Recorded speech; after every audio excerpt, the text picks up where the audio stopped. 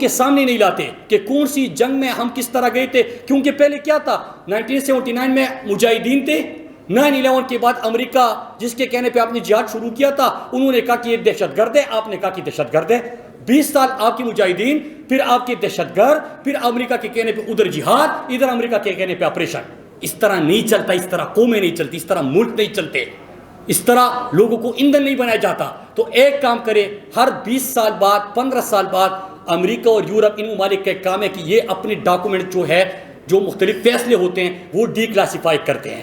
تو دہشت گردی کے حوالے سے جتنے ڈی کلاسیفائڈ ڈاکومنٹس ہیں وہ آپ سب پڑھیے، آپ کو اندازہ ہو جائے گا کہ کس کا اس میں کیا کردار تھا اور اس سے کیا حقائق آپ کے سامنے تھے۔ میں اس کی تفصیلات میں نہیں جاتا کیونکہ مجھے ہر پولیٹیشین کا اور ہر ادارے کے سربراہ کی تمام ملاقاتیں یاد ہے، لیکن میں اتنا ٹائم نہیں ہے کہ میں آپ کے سامنے رکھوں۔ اب میں آ جاتا ہوں دوسرا فیز، یہ فیز ہو گیا، پھر اس کے بعد ایک اور فیز آتا ہے کہ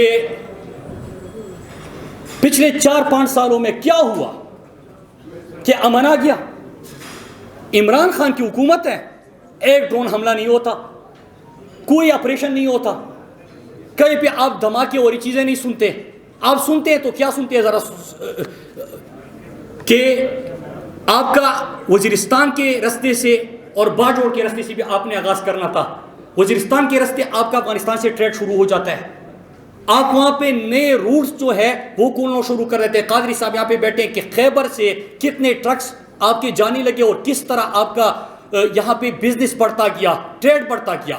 اچھا یہ کون سی ٹائم پہ ہو رہا ہے؟ یہ اس وقت ہو رہا ہے جب اشرف غنی کی حکومت ہے، مینز کہ ہمارا جو پورا نیشنل نیریٹو آپ ان دنوں کا دیکھیں کہ اشرف غنی پرو انڈیا گورنمنٹ، انڈیا ان کی زمین پاکستان کے خلاف استعمال کر رہی ہے، یہاں پہ ایو ڈس انفو لیب، اتنے اٹیکس ہوئے، کراس بارڈر اٹیکس ہوئے، یہ تمام چیزیں آپ کو بتائی جاتی تھی بار بار میڈیا پہ، اور آپ کے اوپر اس کے اوپر سیمینارز بھی ہوتی تھے، بریکنگ نیوز بھی چلتی تھی اس دوران کہ پرو انڈین گورنمنٹ ہے، ٹریڈ بڑھ رہا ہے، افغانستان کے ساتھ آپ کے تعلقات ٹھیک ہو رہے ہیں، یہاں پہ آپ کا کوئی ڈرون حملہ نہیں ہو رہا، کوئی ملٹری آپریشن نہیں ہو رہا، کوئی دہشت گردی نہیں ہو رہی۔ ملاکنڈ ڈویژن میں صرف عید کے 3 دنوں میں، آخری عید جب عمران خان کی حکومت ہٹانے سے پہلے 3 دنوں میں 60 بلین کی آپ کی ٹورزم اکنامک ایکٹیویٹی ہوئی، 3 دنوں میں 60 بلین سوات اور ملاکنڈ آ گیا، ٹورزم میں اضافہ ہوا۔ آپ کے باجوڑ پہ اور وزیرستان میں نئے ٹورزم علاقے بھی آپ ڈھونڈنے لگے، آپ کے 20-25 نئے ٹورزم سپاٹس آپ نے کھول دیے۔ U N secretary general Pakistan آتا ہے، پاکستان کو کیا کہتے ہیں کہ ٹیررزم سے ٹورزم تک کا سفر طے کیا، دہشت گردی سے جانے لگتے تھے، اب ٹورزم پہ پہچانے جانے لگے۔ آپ نے وہاں پہ سپورٹس، آپ نے ٹریڈ، آپ نے روٹس کھولے، آپ نے بزنس بڑھا دیا، بلکہ میرے پاس خود کمیونیکیشن کی وزارت تھی، چائنا ٹرک جانا شروع ہو گئے۔ اور میں اس پہ آتا ہوں کہ جب امریکہ کا وڈرال ہو رہا تھا تو اس وقت ہم نے کیا کچھ کیا تھا۔ ایک اور چیز ہو گیا کہ پہلی دفعہ فاٹا میں کوئی 4 سال پہلے یہاں پہ دھماکے نہیں ہو رہے تھے، امن عرصے بعد دیکھا تھا لوگوں نے، حالانکہ آپ کو ان کی ابھی ریہیبلیٹیشن کرنی تھی، کیونکہ 20 سال جب آپ نے پہلا آپریشن کیا تھا 2004 میں تو 18 سال مسعود ٹرائب ڈی خان ٹانک اور کراچی میں رہ رہا تھا، وہ واپس نہیں گیا تھا۔ میرالی اور میران شاہ کے بازار تباہ ہو چکے تھے، اس کی ابھی آپ نے ریہیبلیٹیٹ کرنا تھا۔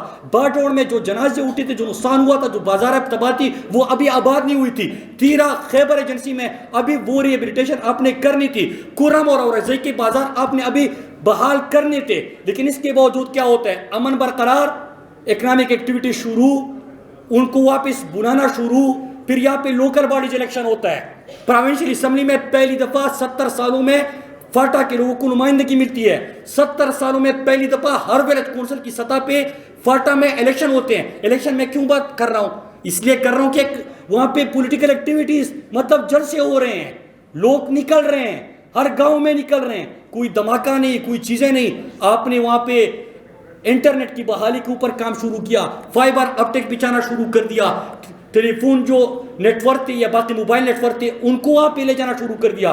پھر کیا ہوتا ہے؟ ریجیم چین آپریشن آتا ہے،